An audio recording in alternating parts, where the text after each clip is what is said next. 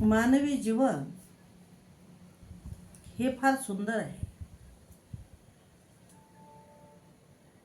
परंतु ते सुंदर करता आलं पाहिजे.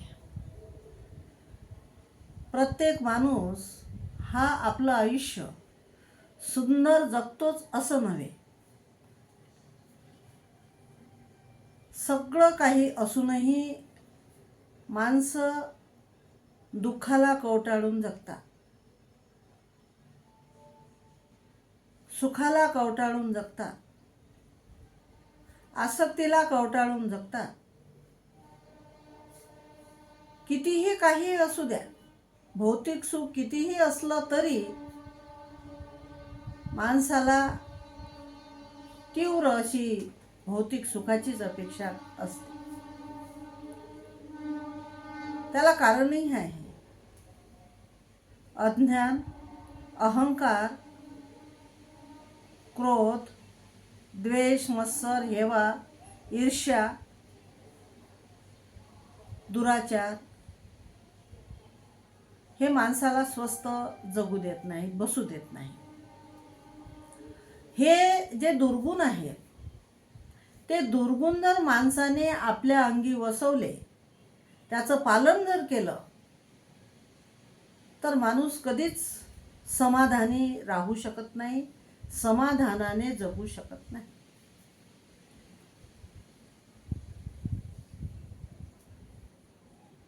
तथागताचा धम्माचं जे तत्वज्ञान आहे, ते तत्वज्ञान मध्यम मार्गावर आरूढ होऊन जगण्याकरता आणि तुम्ही समाधानाने सुखाने कसे जगावे यासाठी आहे. माणसाचा जन्म होतो आणि मृत्यू सुद्धा येते, हे प्रत्येक माणसाला माहीत आहे. आणि हे सगळं माहीत असूनही माणूस आसक्तीत रेंगाळतो, मोहामध्ये रेंगाळतो, लोभामध्ये रेंगाळतो, स्वार्थामध्ये रेंगाळतो आणि या सगळ्या गोष्टींमध्ये रेंगाळून त्याचं मन गुदमरून जाते. खोट्या प्रतिष्ठेसाठी माणूस जगतो. मला मान सन्मान द्यायला हवा किंवा मी खूप श्रेष्ठ, हा या अहंकाराने जो माणूस जगतो, तो माणूस कदापिही सुखी राहू शकत नाही. आपण आपली तत्व ही अनेकांवर लादू नये. मला जे आवडते ते माझ्या मुलांना आवडलं पाहिजे किंवा माझ्या मुलींना आवडलं पाहिजे किंवा माझ्या सुनांना आवडलं पाहिजे, नातवांना आवडलं पाहिजे किंवा इतर सगळ्या सोयऱ्यांना आवडलं पाहिजे. हा अट्टहास कशासाठी? मला वाटतं आपण आपले विचार, आचार इतरांवर लादू नये. प्रत्येक माणूस जन्माला येतो आणि त्याने कसं जगावं हे त्याचं त्याला ठरवू द्या. बरेच ठिकाणी आईवडील मुलांना जन्म देतात आणि असं जन्म देऊन लहानचं मोठं करून त्या मुलांवर जसे खूप काही उपकार केलेत असं ते वागतात. आम्ही खूप काही उपकार केलेले आहे व जन्म दिला मुलांना आणि उपकाराची परतफेड म्हणून त्या लोकांनी आमचं असं करावं, तसं करावं, हे करावं, ते करावं, अशा प्रकारची भावना, अशा प्रकारचे विचार जे आईवडील ठेवतात, ते आईवडील कदापिही सुखी राहू शकत नाही. आईवडिलांचं जे कर्तव्य आहे,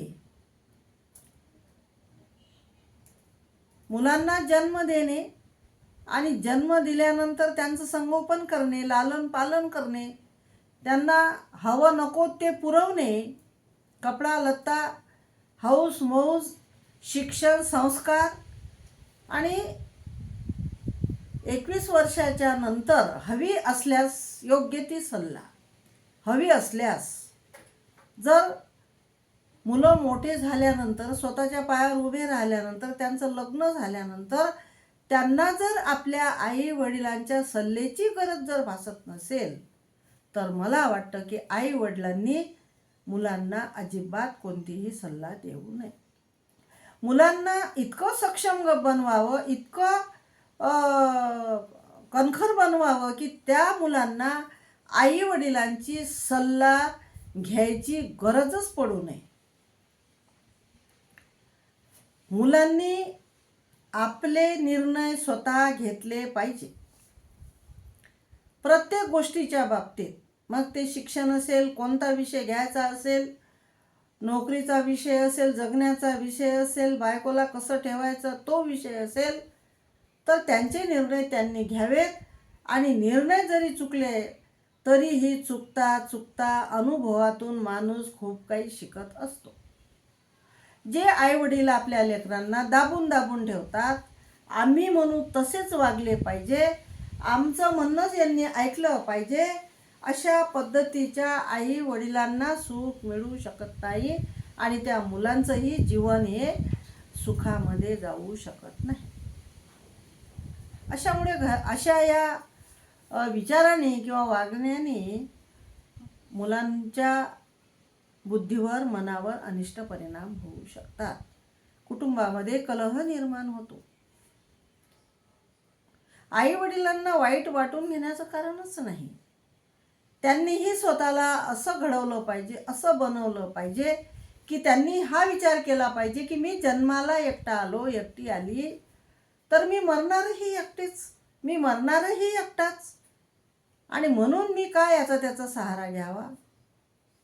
मुलांना जन्म दिला, लहानचं मोठं केलं, नोकरीवर लावलं म्हणून त्यांच्या सहाऱ्याची मला अपेक्षा आहे, त्यांच्या आधाराची मला अपेक्षा आहे, असा विचार चुकीचा आहे असं मी म्हणत नाही. परंतु तो जर विचार आणि त्यातच तुम्ही जर रेंगाळत राहिले तर तुम्हाला दुःखाशिवाय तुमच्या हातामध्ये काहीच लागू शकत नाही. आणि तुम्हाला मग आधार घेण्याची सवय लागेल. तुम्हाला सतत सतत कोणाचा तरी सहारा पाहिजे असंच वाटत राहील. आणि म्हणून स्त्री असो की पुरुष असो, त्यांनी स्वावलंबी बनावं. स्वावलंबन हे खूप महत्त्वाचं आहे. आणि आसक्तीमध्ये अजिबात जगू नये, राहू नये, अशा मताची मी आहे. मुलांना स्वातंत्र्य द्यावं, समता द्यावी आणि बंधुत्वही द्यावं. बंधुत्व तर आपण देतोच, परंतु स्वातंत्र्य त्यांना दिलं पाहिजे. आणि स्वातंत्र्य देत असताना त्या स्वातंत्र्याचा जर स्वैराचार होत असेल तर त्या स्वैराचाराचे जे काही फळं मिळतील ते त्यांनाच मिळतील ना. ज्याचे कर्म त्याच्यासोबत. आई वडील जन्म देतात, कर्म देत नसतात. कर्म हे मुलांना करावे लागतात. आणि असे आई वडील आहेत की त्यांनी आपले मुलं असे घडवले की ते मुलं स्वतःच्या पायावर उभे राहून स्वतःचं जीवन जगतात. अशा काही आई आहेत, आया आहेत, बाप आहेत की ते मुलांचा फोन आला पाहिजे, आमची विचारपूस केली पाहिजे, आम्हाला त्यांनी सल्ला घेतली पाहिजे, आम्हाला काही विचारलं पाहिजे, आमच्याशिवाय त्यांचं काहीच होऊ नये, अशा मतांचे जे काही आईवडील असतात तर ते सुखी राहू शकत नाही. त्यांना दुःखच प्राप्त होते. कारण कसं असते की परिवर्तन हा निसर्गाचा नियम आहे. आणि जे जे निसर्गामध्ये जीवनामध्ये बदल होत असतात ते ते स्वीकारता आले पाहिजे आणि ते आनंदाने स्वीकारता आले पाहिजे. मग जीवनामध्ये सुख येवो, दुःख येवो, चढ येवो, उतार येवो, यश येवो, अपयश येवो किंवा काही हो, तुम्हाला ते स्वीकारता आले पाहिजे, आनंदाने स्वीकारता आले पाहिजे. मला वाटतं की 40 ओलांडल्यानंतर भरपूर काही प्रॉब्लेम सुरू होतात. शारीरिक व्याध्या 50च्या नंतर 60चं जर वय झालं तर प्रत्येक स्त्री पुरुषाला काही ना काही प्रॉब्लेम असतात. कोणाचे गुडघे दुखतात, कोणाचे पाय दुखतात, कुणाला कुठला आजार होतो, कुणाला BP आहे, कुणाला शुगर आहे, हे जे काही गोष्टी सुरू राहतात तर त्याला समर्थपणे तोंड देता आलं पाहिजे. आपली काळजी आपण स्वतः पहिले घ्यावी. इतरांवर जर विसंबून राहाल तर तुमचा कार्यभार बुडाल, तुम्ही सुखीच नाही राहू शकत. उलट अजून दुप्पट दुःख होईल. जर मुलांनी विचारपूस केली नाही की तुमचं काय दुखते, तुम्हाला दवाखान्यात जायचं काय, तर तुम्ही जर त्यात राहिले की माझ्या मुलांनी मला विचारलं पाहिजे, मला मेडिकल आणून दिलं पाहिजे, माझी काळजी घेतली पाहिजे, मला दवाखान्यात चल म्हटलं पाहिजे, मला घेऊन गेला पाहिजे, अशा प्रकारचं जर तुमच्या आशा आकांक्षा जर असतील आणि त्या जर कदाचित पूर्ण जर नाही झाल्या तर तुमचा अपेक्षा भंग होईल. आणि जिथे अपेक्षा भंग होतो तिथं दुःख निर्माण होते. तुम्ही अपेक्षा ठेवू नका, कुठलीच अपेक्षा कोणाकडूनही ठेवू नये. जेव्हा तुम्ही अपेक्षा ठेवणे सोडून द्याल तेव्हा तुम्ही सुखाने जगाल.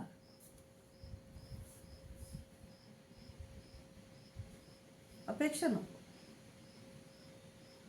जगता आलं पाहिजे, सुंदर जगावं. खूप सुंदर जीवन आहे आणि जीवनामध्ये खूप काही गोष्टी आहेत करण्यासारख्या.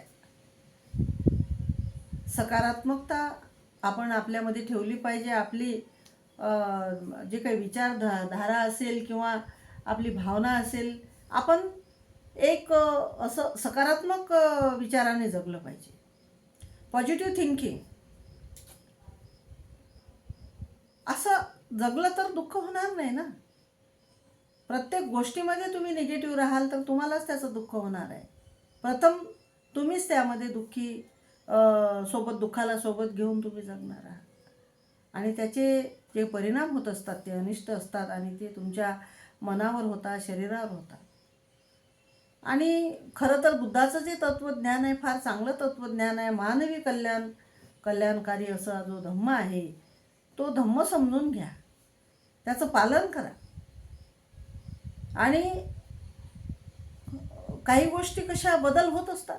आपण लहान असतो, बालपण असते, नंतर तरुणपण येते, मग म्हातारपण येते. तर ह्या ज्या अवस्था आहेत मानवी जीवनाच्या त्या बदलत राहतात आणि जशा जशा अवस्था बदलतात तसे तसे ते जगण्याची प्रक्रिया बदलते,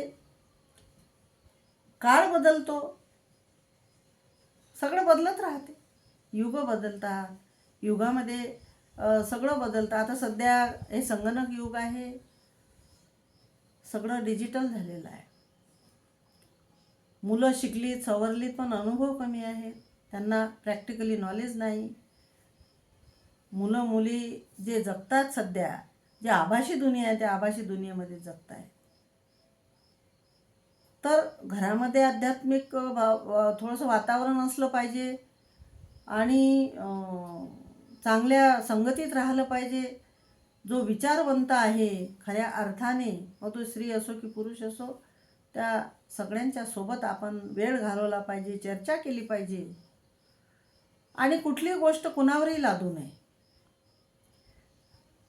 लादणे हे फार वाईट असतं, लादू नये. ज्याला जे आवडेल त्याला ते करू द्यावं. मग ते वेशभूषा असेल, खानपान असेल, विचार असतील, आचार असतील, कुठल्या कार्यक्रमात जावं वाटत असेल. कारण हे संविधानाने आपल्याला, तुम्हाला, आम्हाला सगळ्यांनाच हे अभिव्यक्ती स्वातंत्र्य दिलेलं आहे. तुम्हाला तुमचं मत व्यक्त करण्याचा अधिकार दिलेला आहे. तुम्हाला कसं जगायचं तो जगण्याचा अधिकार संविधानाने दिलेला आहे. आणि म्हणून प्रत्येकाने जो जो या भूतलावर जन्माला आलेला आहे त्याला, प्रत्येकाला असं वाटतं की मला माझ्या मताप्रमाणे, माझ्या विचाराप्रमाणे, माझ्या आवडीनुसार जगता आलं पाहिजे. मग त्याला तसं वाटते आणि स्वातंत्र्य हा नैसर्गिक निसर्ग दत्त असा अधिकार आहे. तो त्यांचा त्यांना घेऊ द्या, त्यांचं त्यांना जगू द्या. या देशामध्ये हजारो वर्षापासून विषमतावादी समाजव्यवस्था आहे. त्या समाजव्यवस्थेमध्ये आपण आजही रेंगाळत आहोत. आजही आम्ही अंधश्रद्धा पाळतो, आजही आम्ही स्त्री पुरुष भेदाभेद करतो, आजही आम्ही लिंगभेद करतो, आजही आम्ही बऱ्याच गोष्टी मनुवादाच्याच पाळतो. कशासाठी? का? आणि बाबासाहेब आंबेडकरांचं नाव घ्यायचं, समतावादी आहोत बोलायचं आणि एकीकडे तुम्ही मनुवाद पाळायचा, हे कितपत योग्य आहे? अशाने तुम्ही कोणीच विषमतावाद पाळणारा माणूस हा तर सुखी नसतोच, परंतु तो इतरांनाही दुःख देण्याचं काम करत असतो. आणि म्हणून जीवन जगत असताना आपण आनंदाने जगावं, परोपकार करावे, इतरांचं मन दुखणार नाही असं वक्तव्य करावं, अशी आपली वाचा असली पाहिजे. आपलं जर कोणाचे विचार पटत नसतील तर तिथं थांबायचं, तिथं बोलू नये, संवाद टाळावा.